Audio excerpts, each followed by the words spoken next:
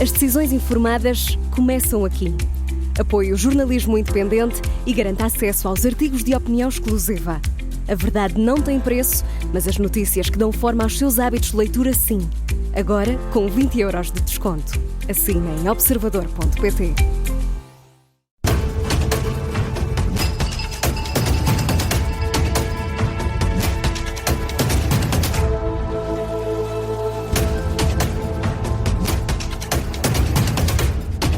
Está no ar o explicador das manhãs 360, esta segunda-feira, sobre o plano de recuperação e resiliência e o risco da crise política na economia. E para isso é nosso convidado Pedro Dominguinhos, presidente da Comissão Nacional de Acompanhamento do PRR.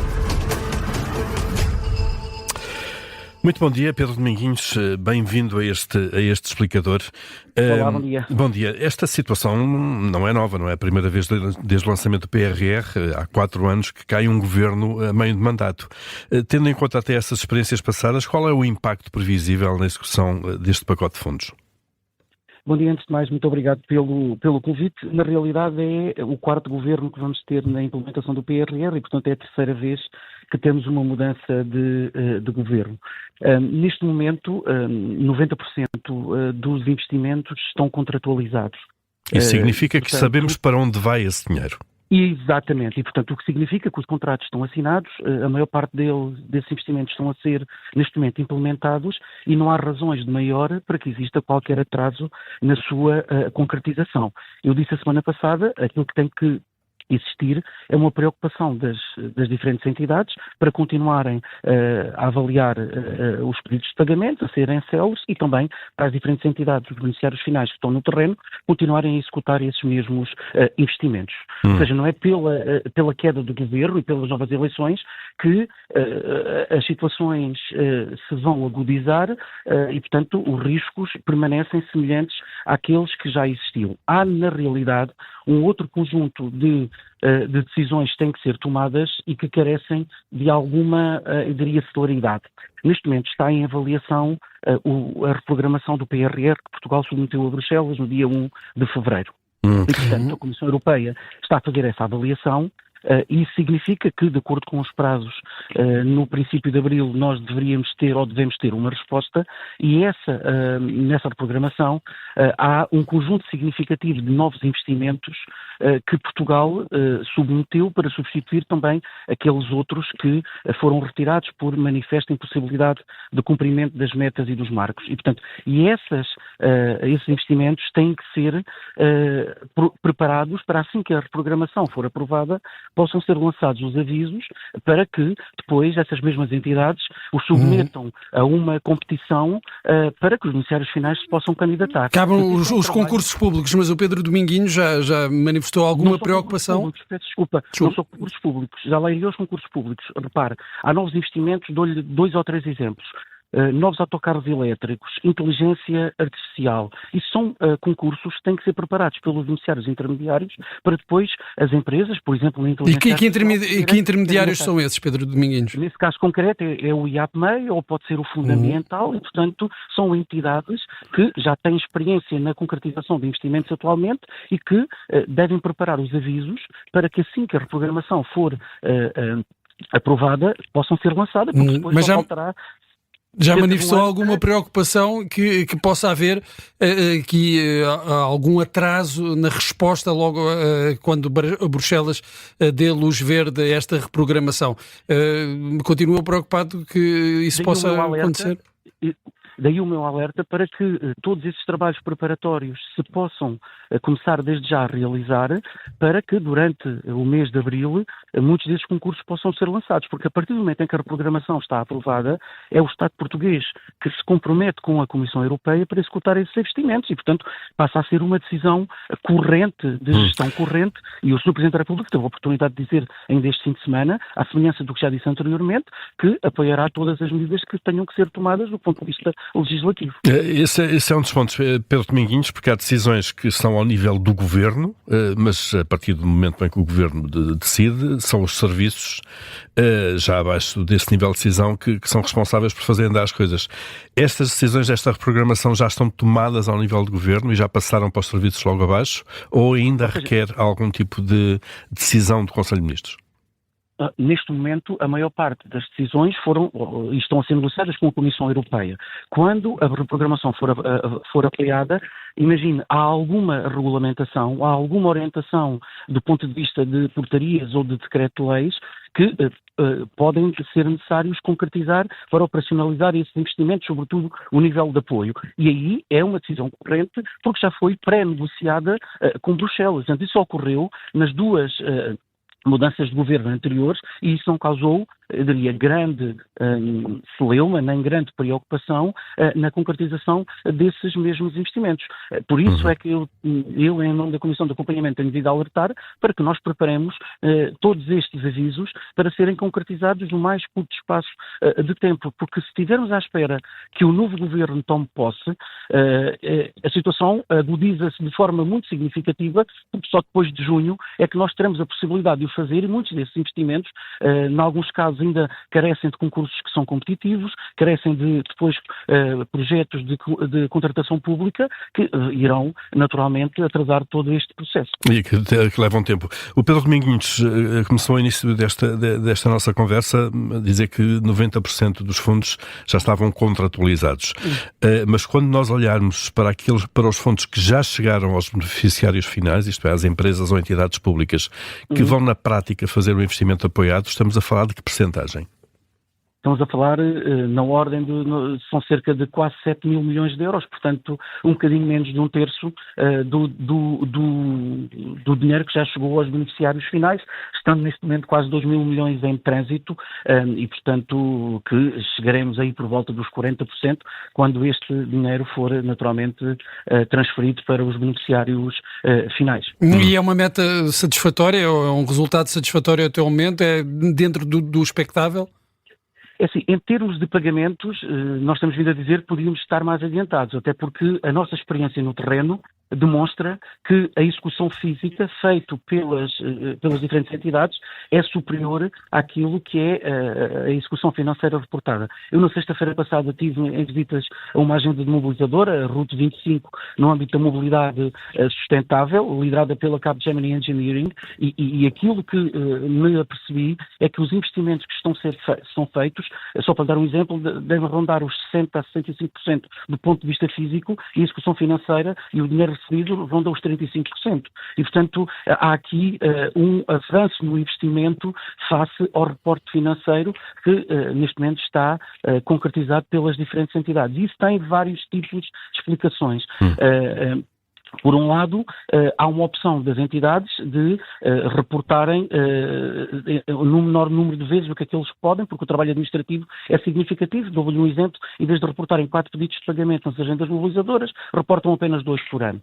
Há depois uma segunda situação que se prende com um problema nas plataformas informáticas que dificulta a submissão de despesa e que está a atrasar a sua análise e isso tem impactos significativos. Nós tivemos exemplos, por exemplo, na área social, nas agendas mobilizadoras, na bioeconomia, onde as plataformas carecem de uma melhor operacionalização para serem mais céleres na submissão de despesas e para que, naturalmente, os beneficiários possam ser ressarcidos de todos os investimentos que estão a ser realizados.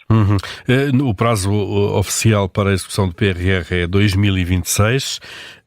Será que vamos... 2026. Embora existam vários investimentos que no final deste ano devem estar concluídos, porque nem todos os investimentos terminam exatamente em junho de 26. Certo. E nós temos, em final de 25, um número muito relevante de investimentos na área social, na área das energias renováveis, do hidrogénio, que deverão estar concluídos, por exemplo, nas estradas, nas infraestruturas, e, portanto, é importante que nós tenhamos a capacidade de os concretizar dentro do prazo que está definido e depois um número significativo será em junho de 2026. E Pedro Dominguinhos, tendo em conta esse calendário, de facto, para a conclusão dos investimentos, como é que nós estamos, quer naqueles que vão acabar em 2025, quer nos de 2026? Há sinais de alerta em alguns casos? Nós tivemos sinais de alerta muito significativos que a reprogramação que está a ser analisada por Bruxelas vem mitigar. Existiram vários investimentos que deixaram de ser financiados pelo PRR porque não era possível a sua concretização, introduzindo-se outros onde a probabilidade de concretização é maior. No entanto, nós temos um conjunto significativo de investimentos na área da habitação, na área social, na área do hidrogénio, onde os riscos continuam elevados na sua concretização plena do cumprimento das metas e dos marcos definidos. E, portanto, é essencial que todas as entidades consigam agilizar todos esses investimentos e cumprir os prazos que estão definidos. Mas se isso não acontecer, o que é que acontece, Pedro Dominguinhos? Há um investimento que devia ter acabado no dia 31 de dezembro, por exemplo, ou devia acabar no dia 31 de dezembro deste ano, não está todo concluído. Significa que o apoio previsto vai deixar de ser recebido, que entra em negociação com Bruxelas? O que é que acontece nesses casos? Ou seja, nós, à semelhança daquilo que já aconteceu em pedidos de pagamento anteriores, nós temos um período de reporte de cada um desses investimentos e, portanto, durante o período em que estamos a reportar os investimentos, imaginemos, terminamos em dezembro e o pedido de pagamento é apenas feito em março ou abril, nós temos a possibilidade de ir continuando a executar até submeter a evidência final junto de Bruxelas. Se não conseguirmos, eu diria, demonstrar que cumprimos esse investimento de acordo com a meta e o marco que está definida, o que está definido também no regulamento é que essa verba é retida por Bruxelas. E, portanto, isto é algo que nós temos que ter em atenção. Já ocorreu no terceiro e no quarto pedido de pagamento, quando cerca de 800 milhões de euros foram retidos porque nós não cumprimos 3 reformas e a regra aplica-se para cada um dos pedidos de pagamentos. Se nós não conseguirmos mesmo concretizar a meta e o marco, significa que esse valor não o receberemos de todo. Pedro Dominguinhos, muito se tem falado sobre a necessidade de aproveitar os fundos do PRR, mas a pressa ou a pressão para gastar o dinheiro não coloca em segundo plano a eficiência e a otimização do retorno destes investimentos. Ou seja, era mais importante decidir quais são de facto os investimentos que poderão ter mais retorno, em vez de haver uma preocupação excessiva em aproveitar todos os fundos do PRR. Há aqui uma tensão, eu diria, latente entre essas duas lógicas que apresenta. Por um lado, a quando do planeamento do PRR, escolheram-se os investimentos que a priori determinavam um maior impacto de acordo com o diagnóstico que foi feito. Repare, quando se definiram construir um conjunto significativo de casas, 26 mil habitações, construir ou recuperar, foi porque foi feito um diagnóstico pelo país que identificou que esse era um problema seríssimo. Quando se decidiu avançar para as agendas mobilizadoras, foi porque nós temos um problema de falta de inovação e de ter produtos que chegam ao mercado com uma capacidade exportadora e por isso se juntaram as empresas com as universidades e o sistema científico e tecnológico para criar maior nível de inovação. Daí o resultado e o impacto ser particularmente significativo. E, portanto, este é um programa baseado em resultados, onde os impactos devem estar em cima da mesa e a Comissão Nacional de Acompanhamento tem vindo a fazer este alerta permanente para nós nos focarmos nos resultados e nos impactos e não tanto na execução financeira. Em alguns casos, pode estar a existir o risco de nós privilegiarmos a execução financeira e aproveitar a totalidade das subvenções, prejudicando um bocadinho o impacto. Dou um exemplo que ocorreu agora na reprogramação. Nós temos uma medida que são os test beds, que significa testar novos produtos e serviços inovadores no mercado para promover a inovação e nós tínhamos negociado com Bruxelas uma meta de 3 mil novos produtos e serviços inovadores e aquilo que foi proposto a Bruxelas foi passarmos dessa meta para a execução financeira que os diferentes test-beds vão conseguir executar até ao final do ano. Portanto, este é um exemplo de se estar a privilegiar a subvenção em detrimento do resultado, que é apenas um exemplo, não aconteceu em todos os outros casos, e portanto nós temos que ter um cuidado muito grande em continuar a lutar pelo impacto e pela capacidade transformadora